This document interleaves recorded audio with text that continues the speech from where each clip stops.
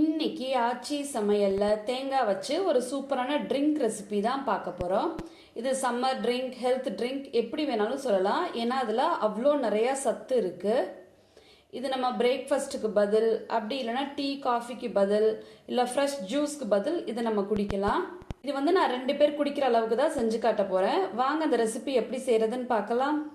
15 போல் பாதாம், 15 போல் முந்திரி பருப்பு, ஒரு கைப்பிடி கிஸ்மிஸ் எடுத்திருக்கேன். ஒரு பேனில் தண்ணியை நல்லா கொதிக்க வச்சு எடுத்துக்கலாம். ஒரு பவுலில் நம்ம எடுத்துருக்க நட்ஸ், கிஸ்மிஸ் எல்லாத்தையும் சேர்த்துடலாம். இது கூட கொதிக்க வச்சுருக்க தண்ணி சேர்த்து அரை மணி நேரம் போல் ஊற வச்சிடலாம். அரை மணி நேரம் போல் ஆயிடுச்சு. நம்ம ஊற வச்சுருக்கிறது எல்லாமே நல்லா ஊறிடுச்சு.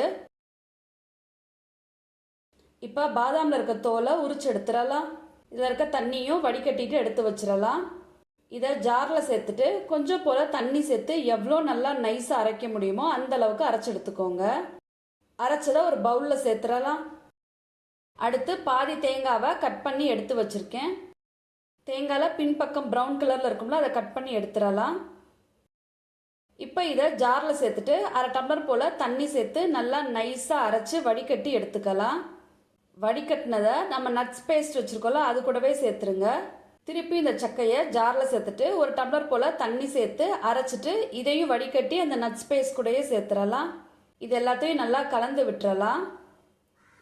உங்களுக்கு வந்து இனிப்பு இன்னும் பத்தலை அப்படின்னா பனங்கல்கண்டு சேர்த்துக்கோங்க. உங்களுக்கு இன்னும் ரிச்சாக வேணும் அப்படின்னா பிஸ்தா, அத்திப்பழம் இதெல்லாம் சேர்த்துக்கலாம். இதை திருப்பி ஒரு தடவை வடிகட்டி எடுத்துட்டோம் அப்படின்னா நம்மளோட சூப்பரான தேங்காய் ட்ரிங்க் வந்து ரெடி ஆயிடுச்சு. இதில் நம்ம தேங்காய் பால் சேர்த்துறதுனால வாய்ப்புண், வயிற்றுப்புண் இது எல்லாத்துக்குமே ரொம்ப நல்ல ரெமெடியாக இருக்கும். அடுப்பு பக்கம் போகாமலே நம்ம ரொம்ப சூப்பராக ஹெல்தி ட்ரிங்க் வந்து ரெடி பண்ணிட்டோம். இதை கொஞ்சம் நேரம் போல் ஃப்ரிட்ஜில் வச்சுட்டு சர்வ் பண்ணலாம். அப்படி இல்லைனா இதை ஐஸ் க்யூப் கூட சர்வ் பண்ணும்போது ரொம்ப சூப்பராக இருக்கும். இந்த ரெசிபியை நீங்களும் உங்கள் வீட்டில் மறக்காமல் ட்ரை பண்ணி பார்த்துட்டு கமெண்ட் செக்ஷனில் எப்படி இருக்குன்னு சொல்லுங்கள். தேங்க்ஸ் ஃபார் வாட்சிங்.